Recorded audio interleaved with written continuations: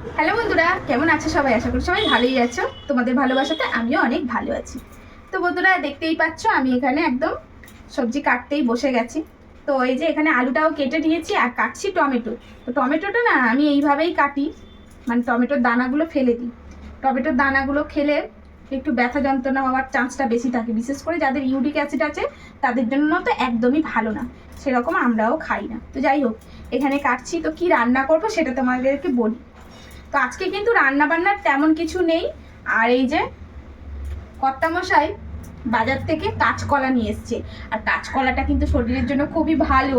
আর সাধারণত না কাঁচকলাটা এমনই একটা সবজি অনেকেই পছন্দ করে না, আমি পছন্দ করি। আর কর্তামশাই আর ছেলে তো একদমই পছন্দ করে না। তো যাই হোক, ওদেরকে তো খাওয়াতে হবে।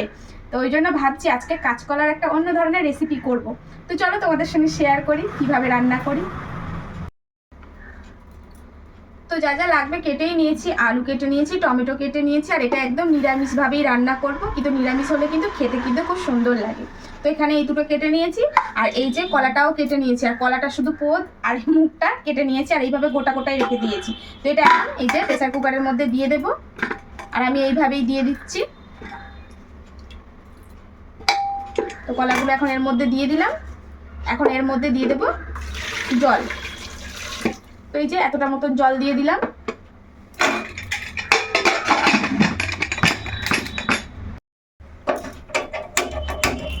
তো এখন এই কলাটাকে সিদ্ধ হতে বসিয়ে দিয়েছি, আর এটা কিন্তু দুটো সিটি মারলেই হয়ে যাবে।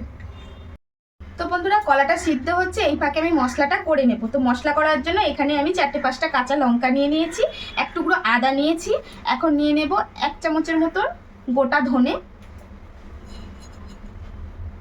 আর 1 চামচের মতন জিরে।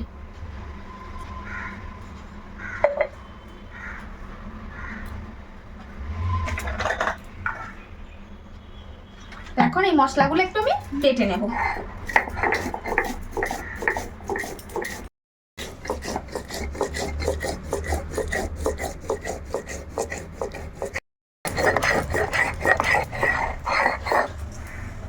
তো মশলাটা একদম মানে বেটে নিয়েছি।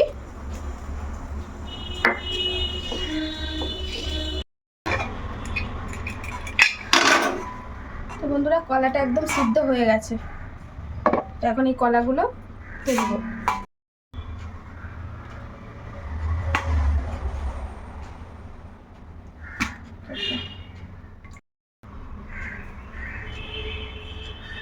তো এখন কলাগুলো একদম ছাড়িয়ে নেব। আর এই কলার খোসাগুলো কিন্তু বন্ধুরা আমি ফেলি না, এই কলার খোসাগুলো বাটা খেতে কিন্তু খুব ভালো লাগে। কালো জিরে, কাঁচা লঙ্কা হেভি লাগে। তো এখন এই যে কলাগুলো সব ছাড়িয়ে দেব। তো কলাগুলো একদম খোসা ছাড়িয়ে নিয়েছি। এখন এর মধ্যে একদম মিহি করে কেটে রাখা কাঁচা লঙ্কা, একটু কালো জিরে, হলুদ আর লবণ, এগুলো এখন একসঙ্গে ঢেলে দেবো এর মধ্যে। তো দেওয়ার পরে এখন এটাকে ভালো করে একটু মেখে নেব। তো ভালো করে কলাটা মেখে নিয়েছি। এখন কলার মধ্যে আমি 2 চামচ বেসন দেব। আর এই বেসনটা দেওয়ার কারণ হচ্ছে কলার বড়াটা ভালোভাবে বাইন্ডিংটা হবে, যাতে করে যখন তোমরা ভাজবে তখন ফেটে ফেটে যাবে না, ঠিক আছে? তো এখানে আমি বেশি না 2 চামচ মতন বেসন দিলাম।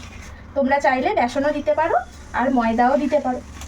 আবার যদি আরও মুচমুচে করতে চাও তাহলে কিন্তু এই জায়গাটায় তোমরা কিন্তু চালের গুঁড়ো দিতে পারো। তো একদম মাখা রেডি। আর এদিকে কড়াটাও বসিয়ে দিয়েছি, আর কড়াটা কিন্তু হয়ে গেছে গরম। তো এখন এর মধ্যে একটু সাদা তেল দিয়ে দিচ্ছি।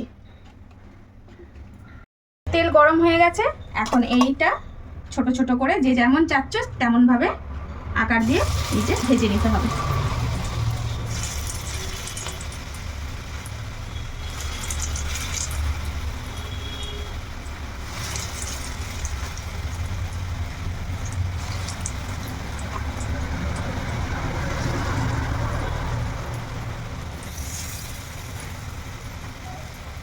তো এইভাবে বড়াগুলো দিয়ে দিচ্ছি।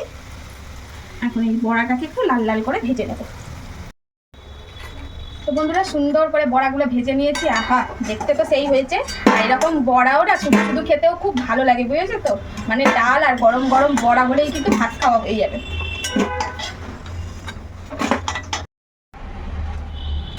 তো বড়াগুলো ভাজা হয়ে গেছে। এখন এই তেলেই এই আলুগুলোকে একটু লাল লাল করে ভেজে নেব।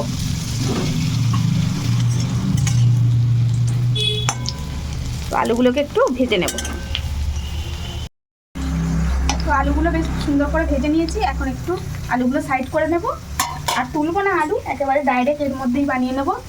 তো এখন এর মধ্যে দিয়ে দেব 2টো এলাচ, দারচিনি আর একটা লবঙ্গ, এটা হচ্ছে ফোড়নের জন্য দিলাম। সাথে দিয়ে দেব 2টো তেজপাতা। 2টো তেজপাতা আমি একটু ছিঁড়ে দিয়ে দিয়েছি। এখন এর মধ্যে দিয়ে দেব কেটে রাখা টমেটো। টমেটোটা একটু নরম হওয়া অবধি এটাকে কষিয়ে নেব।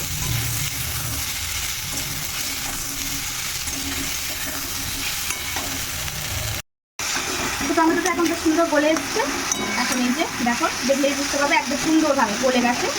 তো এখন এর মধ্যে দিয়ে দেব সমস্ত মশলা। তো মশলার মধ্যে এখানে আছে লঙ্কার গুঁড়ো, হলুদ গুঁড়ো আর লবণ, আর এখানে আছে যে মশলাটা বেটে রেখেছি ধনে, আদা আর জিরে, এখন এটাও দিয়ে দেবো। তো এখন এটাকে বেশ ভালো করে একসঙ্গে কষিয়ে নেব। তো মশলা আমার কষানো হয়েই গেছে একদম সুন্দর করে। তো এখন এর মধ্যে দিয়ে দেব জল, আর আমি কিন্তু জলটা একদম গরম করে নিয়েছি। এই সময় না একটু গরম জল দিলে তরকারির স্বাদটা খুব ভালো হয়। এবার যে যেমন গ্রেভি রাখতে চাচ্ছ সেই মতন করে জলটা দেবে। তো আমি এই যে এতটা জল দিয়েছি, আর একটু বেশি দিলে এই কোপ্তার মধ্যে কিন্তু জলটা আবার টেনেও নেবে। এখন এটাকে একটু ফুটতে দেবো।